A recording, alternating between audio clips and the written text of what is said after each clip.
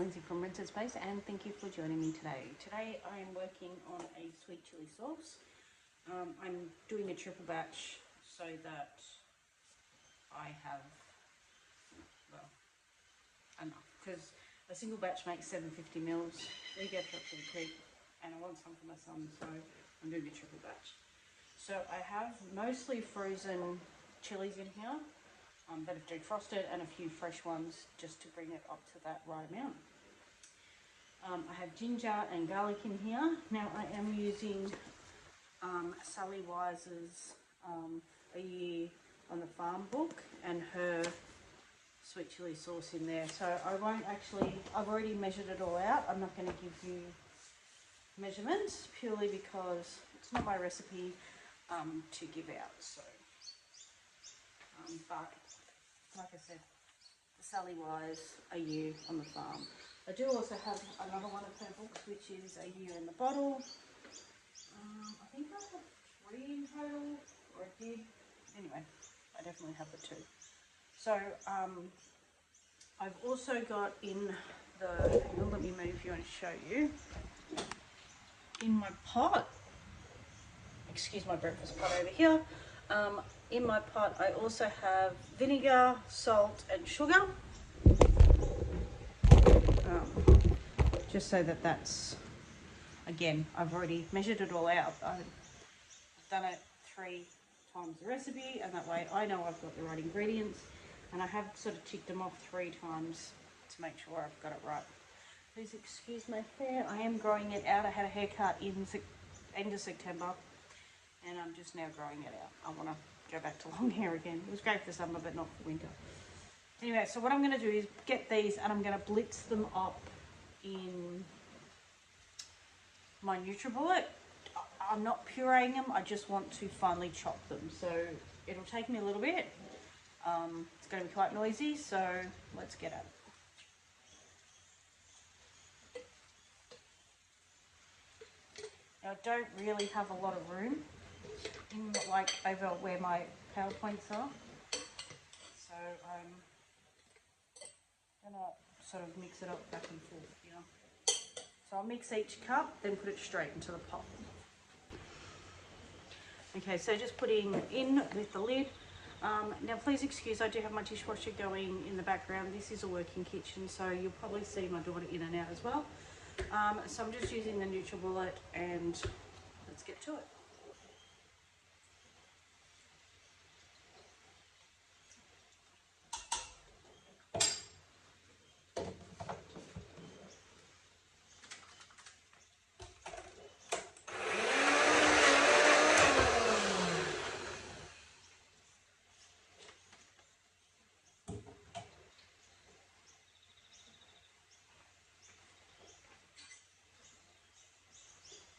As you can sort of see, it's kind of chopped up.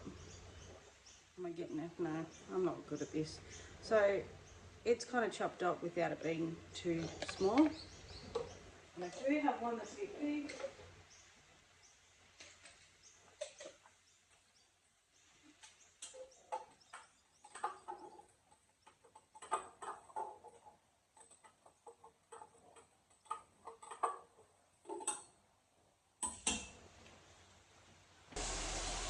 Something else, I have also left the seeds in. You don't have to, some of them have been de-seeded, some of them haven't. I just depended on my mood on the day and how much time I had when I was putting them in the freezer. Okay, now that that's done, clean up a bit of my mess.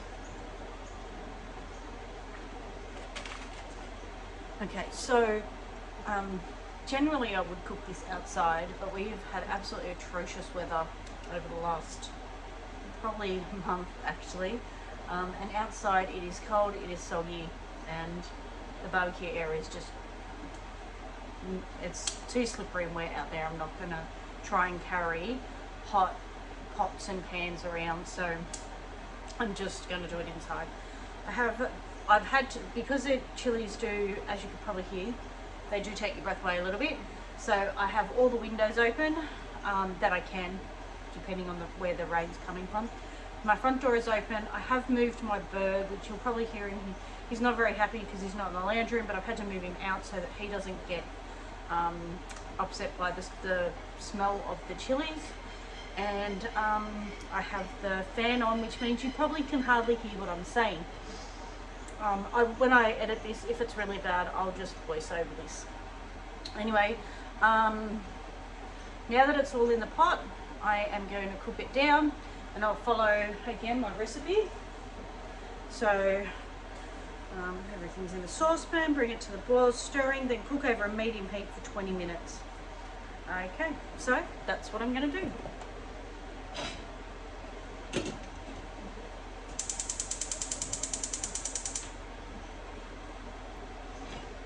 I'm just going to put the lid over it. I'm just going to put the lid over it so that it has, just to make it come to the boil a little bit quicker. And then once that's finished, once it's come to the boil, I'll start it simmering. And I'll see you back here again soon. Thanks. Okay, so this is just about ready. I have added, and I forgot to press record, but I added in the corn flour and vinegar mix that I had to add to it. And I almost did it, which is why I forgot to press thing. I almost forgot to triple it. So I have tripled it. So make sure when you're tripling it, if you're going to double or triple a recipe, which isn't always advised, well, it's probably not advised, that you do it for every ingredient. Okay, so I generally get my recipe, and then I will times each, I write down each thing that I need, and then I times it to make sure. There are certain things that I definitely don't mess with, like new recipes I don't, but I've done this before a few times, so I'm okay. Well, I'm okay in myself doing it, but maybe you follow your gut. Anyway, so now I just have a baking tray, and I have a tea towel on top of it. Now I do this because I like to ensure that, being a renter, I just like to make sure that I'm not going to do anything that's going to cause damage to my bench. But also it means that if someone goes to move them, they're still steady, because they have to sit still for 24 hours. So generally, if I put them in the tray, everyone here knows, in the house knows not to touch them if they're in the tray. And I know that I'm not going to have any drums. Now I have been in my sink, I'm not going to show you, but I have multiple jars in there soaking. I've washed them all, and they're in there soaking with boiling hot water, and then I progress them up to boiling hot water, and I leave them sitting there until the pot is ready, because I don't want hot going into cold, because the glass jars will break. So yeah, so I'm just doing that. Now I'm not showing you the full canning method. I'm not confident in myself in sharing that with you. I'm happy to do it myself, but at this stage I'm still really new, and well, I say really new to me. I'm too new to be able to show it, to teach it, but I'm showing you just me doing it in my kitchen. So that's why I'm not going through proper everything, every step by step. I'm deliberately missing bits so that you have to go and look. If you do want to see a channel, ones that I love, especially Australian, is Bush End Homesteading. Rachel does have a whole series on canning, from pressure canning, water bath canning, which is what this would be, water bath canning, steam canning, again this could be steam canned, and the jars and everything like that. I am using for this because I am giving this to my son who's in another state, and I love my son, but he's 21, almost 22, and I know I'm not getting my jars back, so I'm using recycled jars for him. Okay, so but I have done what I know I need to do, so I have made them, heated them up so they're warm. I'm going to put them on, empty them, put them on here, and then I'm going to funnel in and give it 1 inch headspace. Now again, each recipe is slightly different. I'm doing what's right for this recipe, and I am also going to water bath can them to my altitude, but you need to follow what the altitude is your house for the time for water bathing. Okay, so let's get into it. Now these are hot.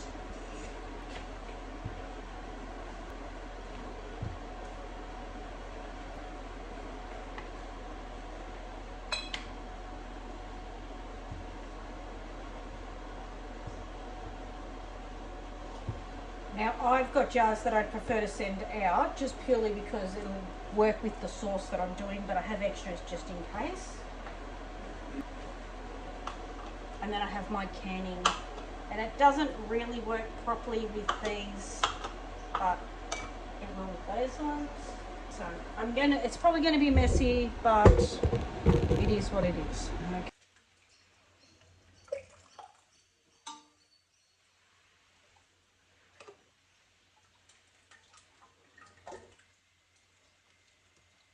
And I'm making a mess, but that's okay. You can't probably see very well.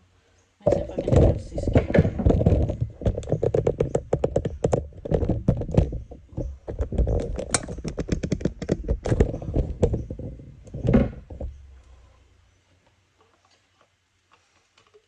So I'm not used to canning in the kitchen, so I'm trying to do it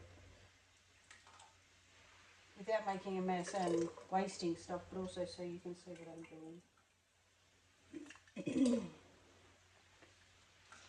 As well as doing this all on my own. I don't have a camera person helping me.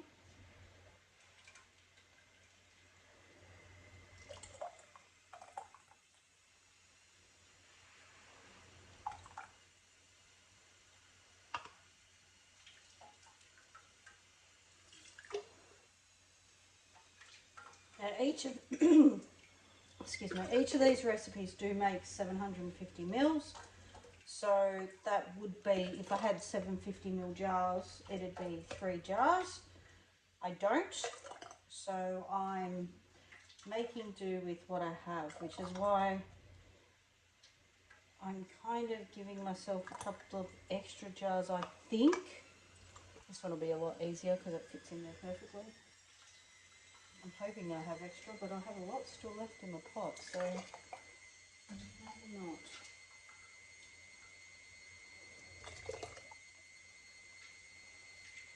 If I don't, I'll just quickly make some more. It's not that big a deal. I'll wash some more jars.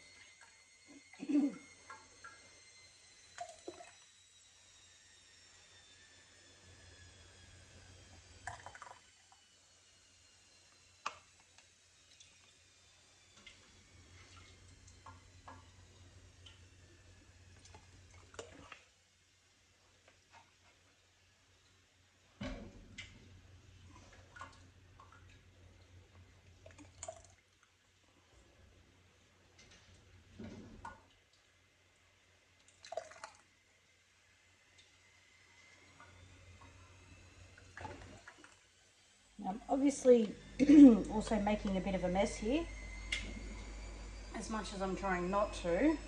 So I will be wiping over all of these jars.